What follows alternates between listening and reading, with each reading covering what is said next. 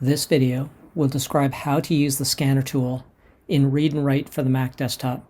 This tool is used to either scan physical documents into a readable format or converting an existing document to be compatible with Read and Write. The scanner tool is not found on any of the pre-assigned toolbars, but can be placed on the user-defined toolbar. Refer to the Toolbar Modes video to learn how to customize a user-defined toolbar. Without a scanner connected to your computer, use the scanner tool to convert an existing file into an accessible document. The file can be a PDF or a supported image file. Start by clicking the scanner icon in the toolbar. A dialog box will open, prompting you to select between a single page or a multiple page scan.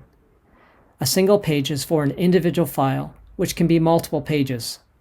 A multiple page scan will scan all or specific pages of multiple files or documents.